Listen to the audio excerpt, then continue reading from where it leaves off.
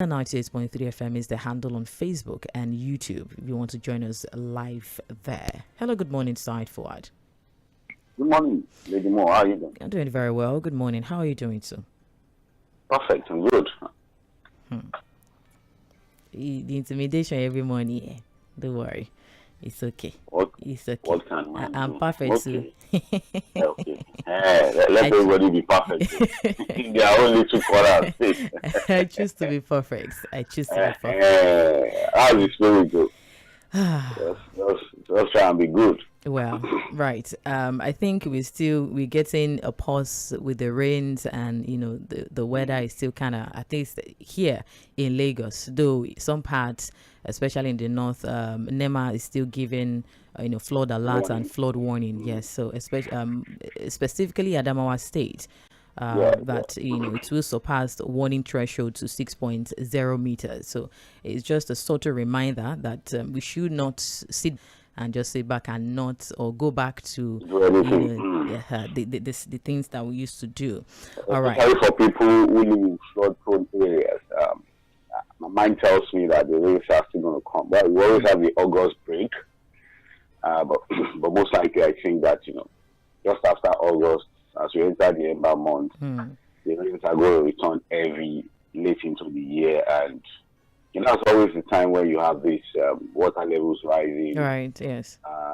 And some of the dams will be filled up. They will have to be emptied into rivers and streams. So at that point, we begin to see. I think beyond the warnings of NEMA, people need to get a bit more proactive. You might probably begin to empty out your house into, areas that are not as threatened as it were. So, but my mind tells me that, look, if we're not careful, probably have a repeat of what happened last year and the year before. Let's see how it goes here. All right, thank you very much for that. Trends in the papers on Mail 98.3 FM, the sound of Lagos. Without further ado, let's see what we have in our dailies this morning. Let's start on a political scene. Of course, the PDP is preparing to inaugurate both the National Working Committee zoning and the 2027 election zoning committee in Abuja today. And so the report is showing us that we are getting, we've been talking about their internal crises over the month, and internal unity or disunity, so to say, especially towards 2027. And so here we're getting reports of still that division because of some particular issues, especially for speculations of some, former members, coming back, especially to unseat the president in 2027. Speculations of, rumors and talks. Yes, talks have been going on about the return of former President Goodluck Jonathan and also former presidential Labour Party presidential candidate Mr. Peter Obi, and some senior members of the National Working Committee, who are also part of the National Executive Council, had disclosed, though not authorized to mention about that, but they disclosed that, well, they have not authorized to speak publicly, but the Quest 2023 prospect and all of that, now they are now seeking to return. But other within the PDP, though, even the PDP even has already made candidates that can still stand in and defeat or unseat Tinubu in 2027. Members like Jᴏɪᴜ Makinde of Oyo State, members like Bauchi State Governor, confirming that the party has not officially, reached out to Jonathan and Obi, that, just individuals reaching out to them, and why they have decided to, reach out to them. Some saying that because they see that their person picked down as their flag bearer. According to the PDP National Publicity Secretary, Debo Ologunagba, he announced that the zoning committee would be inaugurated today, like I mentioned earlier. This will not go without response or reaction from the ruling party and other opposition parties. And so reacting to this, the APC, specifically director of their publicity, had stated that regardless of who you are, Ahmed Tinubu will still secure defeat and will secure victory towards the 2027 election. And so several members of the party actually, have given even Nigerians as well have been reacting to the possible return of Jonathan, that if he returns, or some are even saying that he should not bother, he should just maintain his status quo and maintain whatever this thing that he has, and not come disgrace and embarrass himself by returning to the PDP and being the flag bearer relations. Or what do you think about the division so far with the 2027 election? All right. Before I talk about a possible return, because again, if it's about B, but I think one of the things that we need to first establish is of interest. So what it means is that there are different power brokers in the PDP. Each of these persons are not able to align their individual interests for the same.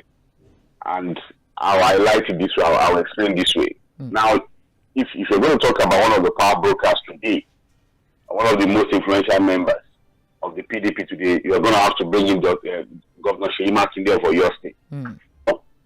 His tenure as governor would end in 2027.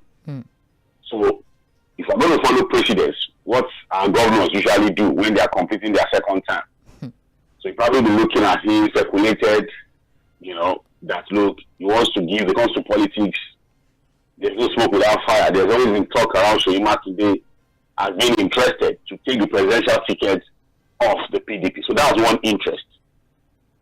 The second person today, the current minister of the FCT, as he stands, is the minister of the FCT. Luckily for him, he's got a federal backing, federal might to be able to do that. As we stand, as he's able to shove everybody aside, he's able to work out a plan that has seen the suspension of a governor.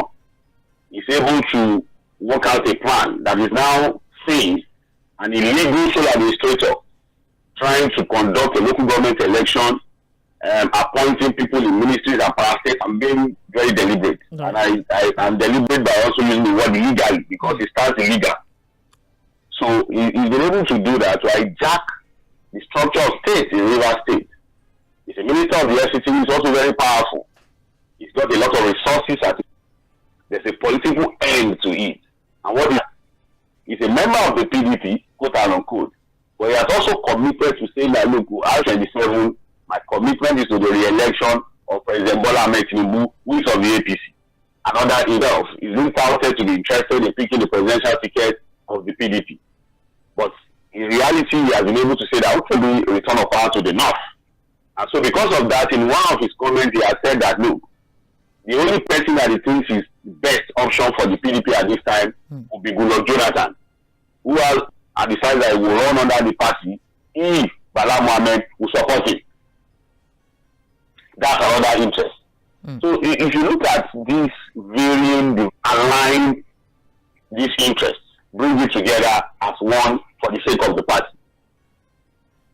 Forget about all of those the policy secretaries, all these people issue statement influence. Within this trip, if you check and recheck, you begin to see the focus and direction that the PDP is going ahead of the 2027 election. So let us now bring in Jonathan and Obi. So you ask yourself, how do they fit into what I've just told you now? And to what end will it be for them if they decide to return to the PDP? What are they likely to get? To what end will they benefit from? So, like I've said, that I'm going to repeat today so that we can move to other serious matter. The PDP is the only reason why the PDP will be a major factor in 2027 is that the party will be a spoiler, and I'll tell you why it will be a spoiler.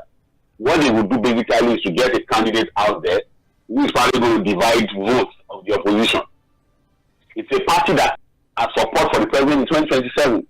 ᴏᴜᴜᴜ, Ayọ̀fáyọ̀ṣe, what's it called? The governor of Osun State, Adeleke too has said that, look, although I'll be running to become governor again in 2020 under Lado, who is the leader of the PDP in Ogun State. If you are looking for a leader in PDP in Ogun State, you have to look at Lado. He has also said that, look, Bola Ahmed Tinubu. So if the morning shows the day. The anxiety is already there for everybody to see that this is a party that has become an extension of the APC, preventing them from coming. It's not as if they don't want to go. Look at Adeleke, for example. It was clear that Adeleke wanted to point of Jonathan Obi. I have said it.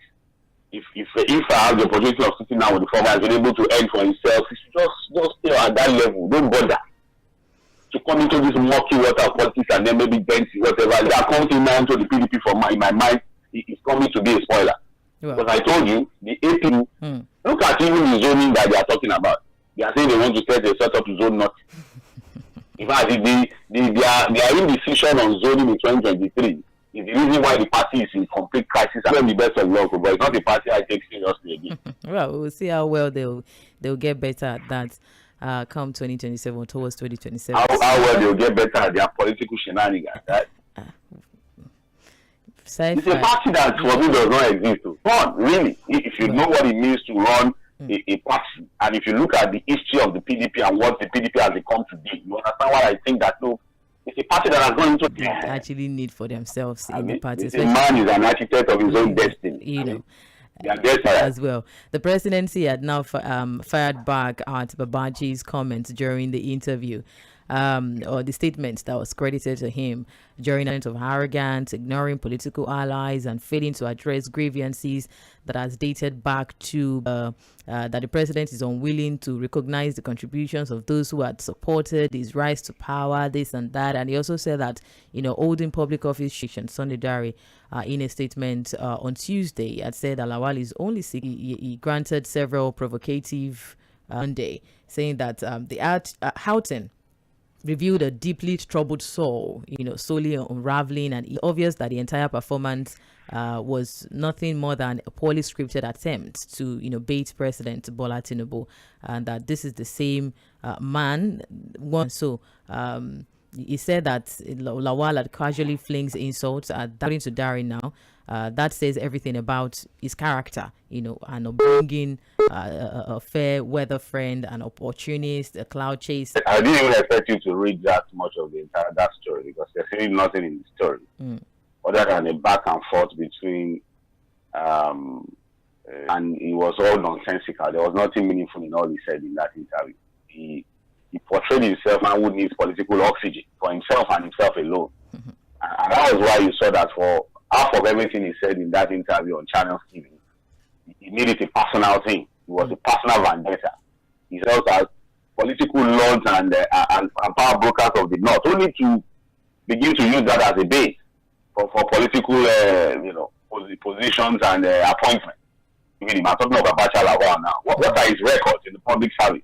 Remember that under the late Muhammadu Buhari, he was a man that was in the public space, and it's even nothing really to reckon with, to begin to now pay to the coalition. If you go there and work to see whether someone. Anyways, still on that note, there's still a response to that. Is just the fear of possible defeat in the forthcoming governorship elections. That he's working for the president's re-election in 2027 in the spirit of that governorship election. Nicholas Gachukwu definitely described the presidential visit as a fruitless venture. Noting that Sododo is aware of the imminent defeat. Do you have any reaction to that?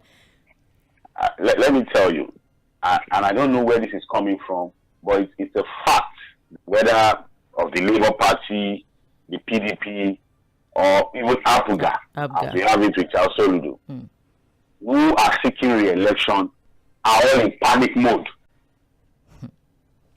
All of them. And the clear examples are, for example, Governor Soludo, and even Ademola Jackson Adeleke. Of Ocean State, yeah. And the fact that they are in a panic mode, they are not even sure.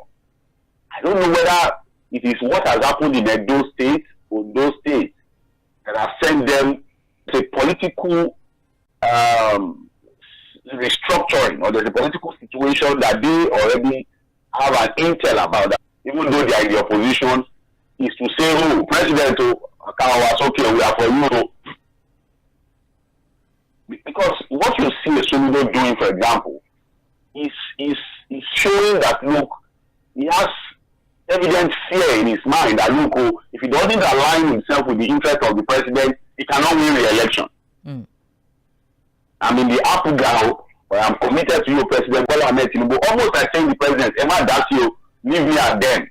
Although they are members of your party, but stay away. Let us slug it out.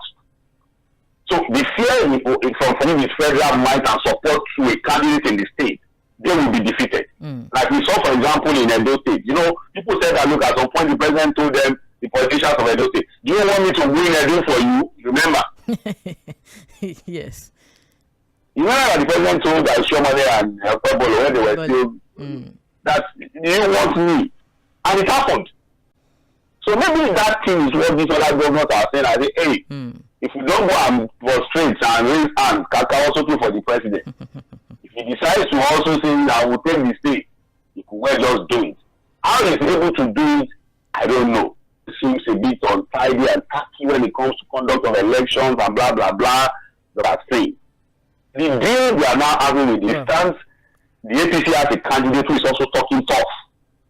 We didn't get enough federal support to be able to defeat Soludo, or with Soludo running out skelter and it's already upon us, we'd have to wait to see. The same game is what Adeleke is doing in Osun State. But all of these things is something, these are developed. Back to the Punch newspaper, pardon me from just peeking away from politics now.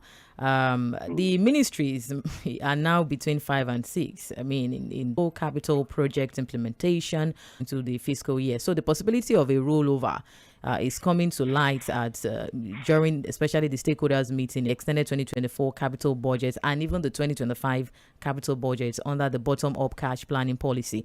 And so now, before any contract is signed, the ministries, the departments and the agencies must submit a monthly cash plan on an online platform provided by the Office of the Accountant General of the Federation. And this cash plan, which sets out the projects to be funded, and they will now be sent to the federal to the Ministry of Finance for approval. And once approved, the ministry will issue warrants, formal authorizations to spend, which are upload their payments plans, after which funds are also released directly to contractors, suppliers, or beneficiaries.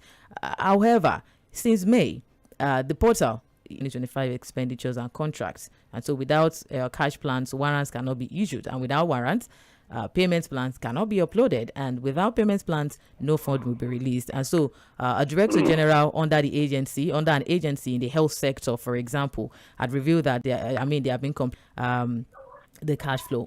And what's a reaction? It was presented over by in how funds are disbursed to ministries, parastatals, and agencies for execution of projects. There's supposed to be a cash plan, a portal where procurements, invoices, expenditure plans, payment plans are raised, and it's a lot of bureaucracy. If you look at the entire cycle, you read it out now. You have to submit this one goes to this, and this one will do this. There's a lot of bureaucratic bottleneck that we're seeing, and what he said is that, look, for some time now, even that portal has been shut down. So what it means is that there are no disbursement, procurement processes are slowed down completely. And so because of that, the assumption is that we might also be over in 2024. 2024 went into 2025, which means that for every budget cycle now in the last 3 years, we'll be running 2 budgets concurrently, simultaneously, sorry. So, we might now have a situation where 2025, 2026 will also take the same pattern.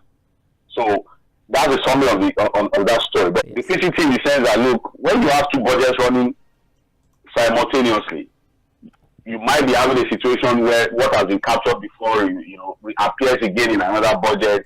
How are you able to ensure transparency, proper monitoring of you? Again, the excuse for the federal government is always that, look, when these things are done, it's always on the capital expenditure component of the budget. Major projects that were not completed, we just want to make sure we complete before we move into another budget cycle. So the question is, are we going to continue like this? So in 2026 again, we run into 2027, 2027, 2028. At what point are we going to have one singular budget that we can run in one? Away from that, also speaking about ministries, but this time around the FIRS, Tinubu has ordered the FIRS and even the customs to review their revenue deductions. He had directed a review of deductions and revenue retention practices by Nigeria's and unlock resources for growth. the agencies, the Federal Inland Revenue Service (FRS), the Nigeria Customs Service, the Nigeria Upstream Petroleum Regulatory Commission, the Nigeria Maritime Administration and Safety Agency, and the Nigeria National Petroleum Company. That's the president specifically. Called for reassessment of the NNPC's 30% management fee and 30% frontier exploration deduction under the Petroleum Industry Act. And he also tasked the economic management team chaired by Edu to present actionable recommendations to FEC on the optimal way forward. And the president had said that the directive was part of the effort to sustain that reforms. There are reforms, the administration's reforms so far that have dismantled, economic distortions, to have, created transparent, competitive business environment actually. And so he reaffirmed the renewed hope agenda, saying that Nigeria's goal of the $1 trillion he has described as not just economic but a moral imperative, as higher growth is definitely the surest path to tackling poverty. And he also cited the July 2025 International Monetary Fund article report, which he said, had endorsed Nigeria's economic trajectory and the need for investment-led growth. Sidefad. The most important part of this story, because every other thing is just campaign. It's just campaign. It's just, we have done this, we have done that. So we are $1 trillion economy. IMF said we are doing well. What's what? It's just the thing is this. There is data and there's reality. Now, the data can say you are doing well. The reality is found in how the people feel about your performance. And any government that continues to, for example, you have government officials in trying to justify whatever they think they are doing in government. They continue to roll out data. They are rolling out figures. So they feast on data, debt to GDP to per capita, kinikon. So you have economists the real data should be in how the people feel. The standards, the limitation is because the reality is in the feelings of the people. And because the feelings of the people are based on their own personal reality now, how they feel, their pockets, their living standards, their economic well-being. So what you now have is a situation where government is feasting more on data and ignoring the feelings and reality of the people, which is in contrast to the data we are churning out. But that's not even the point of conversation this morning. The story simply says the president is a bit worried about revenue generating agencies and parastatals and the deductions. I think for the NNPC, for example, there's a mandatory deduction when they make money for the government about 30%. 30%. So the president, I think maybe the president thinks there's something untoward going on in that area, and it seems the Ministry of Finance and no sharp practice is going on. And that's why you can say that in the tax reforms, the president is looking at a unified tax collection system, revenue generating system, so that everything comes into one pot. I used to think we had a TSA. I don't know what has happened to the thing, trailing single account. So, but I think what now exists is a situation where you have the customs, you have people still collecting money from government and their deductions that they make on those monies. I think the president thinks that, look, the processes should be checked and rechecked again. So that's just what the story talks about. Others, like I tell you, are just campaign. Well, that's also in the Punch newspaper. Now, according to the statements by the presidential spokesman, Bayo Onanuga, stating that the president will be departing from Abuja on today for a two-nation trip to Japan and Brazil, that the president will stop over in Dubai, UAE, before proceeding to Japan. And according to the statement, he said in Japan that the president will attend the 9th Tokyo International Conference on African Development in the city of Yokohama from August 20 to 22. Of course, with the team. And in addition to attending the plenary sessions on the theme linked to the conference, that the Nigerian president will hold bilateral meetings and meet the chief executive officers of some Japanese companies with investments in Nigeria.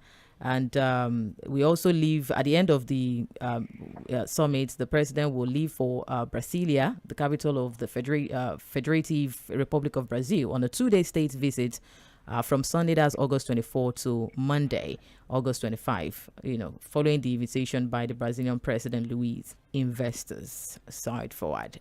Do you think... There's a okay, go ahead. There's a problem with this press release. And I think it has become a consistent pattern from the presidency not to have full, complete disclosure on the trip of the president. You see that the president goes for trip, and then suddenly we are asking where is the president for days without knowing his whereabouts. And then suddenly the president comes back, and the president thinks he should just suck it in and not ask questions. Now, if you look at this press release, Lady Mo, the president, according to Bayo Nonuga, will be going well detailed out. I mean, yes, he will do this, he will do that, he will do this, and that summit in Japan starts on what day? August 20. What's the date? August 20. What's today's date? Today is 14. Today is 14. You yes, just 14. Calm down now. You just calm down. Today is 14. Yes. When is the president leaving? Today. Today, 14. The summit in Japan starts when? 20th of August. So we have 6 days, Abi? Yes. So in that press release, I said the president will stop by at the what? UAE, United Arab To do what? Emirates. To do what? For 6 days. I don't know. Before he proceeds, Shouldn't you know? he didn't mention. I think you don't understand what I'm saying. Because you just run through and the president will stop by in the UAE. You think it's just for one day. When exactly will the president be arriving at Brazil? The thing is starting on the 20th. And the president is leaving today. You don't understand what I'm saying. Of course, I know where you're driving. Today is 14. The summit in Brazil starts on the 20th. Because, you see, they cannot just throw things around and think that it's our president. We need to know. There has to be a complete disclosure on he's going to do this. Now, he just told us the president will stop back at the UAE. To do what? You know, a state visit, something like that to Brazil. You don't understand what I'm saying. The reason for not being Do transparent. we deserve it? Now, we're not moving any forward. Do we deserve to know when exactly will the president be arriving in Brazil? Would it be on that 20th or will arrive before then? But this is going to stop by in the UAE because it's leaving today, the 14th of August. To do what in the UAE? You don't know.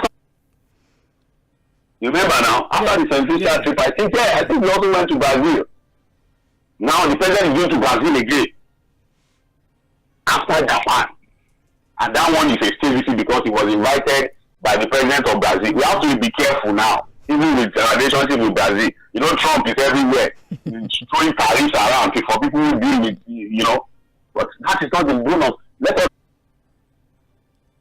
Maybe it's immediately after the Brazil visit. Look, Mr. Bayo can be elected at his level in journalism. He can lecture people like us, put us in a class and begin to lecture us. So this is the way it's done. But when it comes to press releases like this, that details the plan, the travel plans of the president, I can say, sir, this is a press release with a lot of questions to answer. How do you tell us the movement of the president? Suddenly, you just come by the UAE, back, then you went into Japan, from Japan to Brazil. I see how this is you now. For like 5 days, we didn't know where the president was. So is that the way we are going to continue? Really do not know what they are keeping from that. Even if I'm not saying they are keeping anything, but what we are saying is that being transparent, as the president, we need transparency and food. We need to know. That's it happened the last time for like 5 days. People didn't know where the president was. Now we say we stop at the UAE. What is it going to be stopping there to do? How many days will he spend at the UAE? When will he be arriving at Brazil? No.